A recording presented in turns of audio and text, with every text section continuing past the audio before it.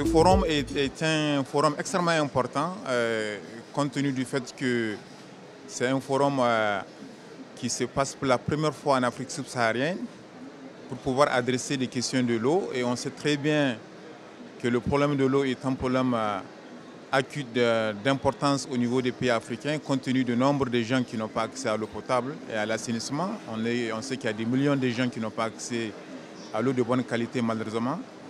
Et c'est un forum où on a tous les acteurs dans le monde qui s'occupent des questions de l'eau. Donc c'est un forum de partage d'abord, un partage d'expérience, un partage de connaissances, mais aussi c'est un forum de rencontres. Et surtout maintenant avec la fin de des conditions sanitaires qui ont permis vraiment aux gens de se voir physiquement, c'est vraiment une opportunité de se reconnecter humainement et pour qu'ensemble on puisse échanger pour voir de quelles mesures on peut contribuer à adresser vraiment les défis importants des questions de l'eau dans le monde. Particulièrement réellement en Afrique, parce que on a besoin de pouvoir avancer pour qu'on atteigne la sécurité de l'eau en Afrique. Ce thème est extrêmement stratégique parce que le développement et la paix sont au cœur des questions importantes dans le monde. On a les ODD, les objectifs de développement durable. La paix, c'est un élément très très important et dans tout ça, l'eau a un rôle essentiel à jouer. Quand vous regardez tous les 17 ODD, et bien sûr on a l'ODD 6 qui est sur l'accès à l'eau et à l'assainissement, et tous ces ODD-là ont quelque chose à faire avec l'eau, de façon directe ou indirecte. Donc ça veut dire qu'adresser les problèmes de l'eau contribue bien sûr à la question du développement. Et ça on le sait, l'eau est au cœur du développement, parce que dans beaucoup de pays, l'eau joue un rôle extrêmement important. Donc, résoudre la question de l'eau, c'est un prérequis. On peut mettre une référence par rapport à une déclaration des chefs d'État africains qui ont clairement montré que l'eau, l'accès à l'eau et à l'assainissement est un prérequis au développement. Et maintenant, par rapport à la paix, ça aussi c'est un aspect extrêmement important de l'eau parce que la plupart des ressources en eau sont partagées entre les États. Les cours d'eau coulent à travers les frontières, elles n'ont pas de frontières administratives, les cours d'eau. Donc les États partagent des cours d'eau, partagent des eaux souterraines ensemble. Ils ont besoin de collaborer, de coopérer pour mieux gérer ces ressources en eau partagées. Et ça c'est très très important. En Afrique, on a beaucoup de cours d'eau qui sont partagés et ce qu'on remarque, c'est que bien sûr, il y a beaucoup d'efforts qui sont faits en Afrique pour mettre en place des organismes de bassin.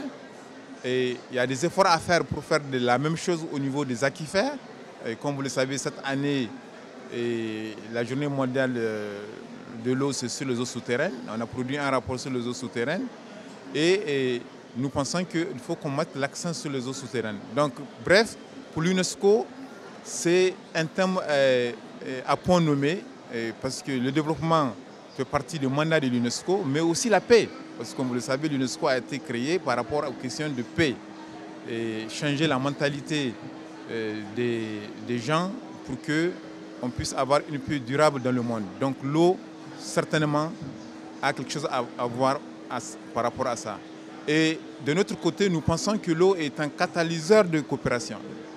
Pas un conflit, pas pour conflit. Donc, tous nos programmes liés au système transfrontalier contribuent à aider les États à promouvoir cette coopération entre eux pour mieux gérer les ressources en eau partagées. Parce que nous voulons être à l'avant-garde pour faire la prévention et anticiper les potentiels risques de conflits de partage des eaux. Donc c'est pour ça que tous nos travaux de production de connaissances, de renforcement des capacités, ont trait vraiment à pouvoir renforcer la capacité des États à pouvoir adresser de façon collective, coordonnée et coopérative leurs eaux partagées. Et nous pensons que la mesure phare devait se focaliser sur l'éducation à tous les niveaux. Parce que parfois la question de l'eau, ce n'est pas une question uniquement technique. C'est aussi une question de mentalité. Comment les gens se voient par rapport à l'eau, quelle est leur connexion par rapport à l'eau. Et ce changement de mentalité doit se faire à tous les niveaux. Ça doit commencer à l'école.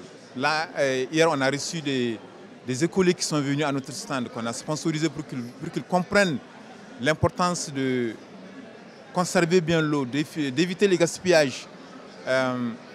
On doit aussi sensibiliser les communautés locales par rapport donc à la préservation et la conservation de l'eau. On doit aussi sensibiliser les décideurs, ceux qui prennent des décisions, qui mettent de l'argent dans la mise en place des programmes de mobilisation de ressources en eau. Mais aussi au niveau universitaire, on doit former des professionnels qualifiés qui sont en mesure de pouvoir adresser les questions de l'eau d'une façon holistique. Parce que l'eau n'est pas un élément sectoriel. L'eau est transversale. L'eau pour l'agriculture, l'eau pour la santé, l'eau pour l'industrie, l'eau pour le tourisme, l'eau pour l'énergie. Donc, bref, l'eau est partout. Et notre approche, effectivement, c'est qu'on prenne conscience de cette transversalité de l'eau et pour qu'on puisse ensemble contribuer à résoudre le problème de l'eau. Donc, au niveau de l'UNESCO, la clé, pour nous, c'est l'éducation à tous les niveaux. Bien sûr, on a la question des sciences, parce qu'on a un programme hydrologique international, intergouvernemental, qui est sur la production de connaissances scientifiques, parce que nous pensons que sans connaissances éclairées, il ne sera pas efficient de pouvoir résoudre le problème. Donc notre programme produit des connaissances scientifiques qu'on met à la disposition des États membres pour qu'ils puissent prendre des décisions éclairées par rapport donc à la bonne gestion de la ressource. Ce programme aussi a une composante éducation, mais j'ai vraiment insisté sur l'éducation parce qu'on se rend compte que ce n'est pas uniquement les ingénieurs, c'est l'affaire de tous l'eau, c'est l'affaire de tous. Donc l'éducation à tous les niveaux pour que l'eau soit l'affaire de tous.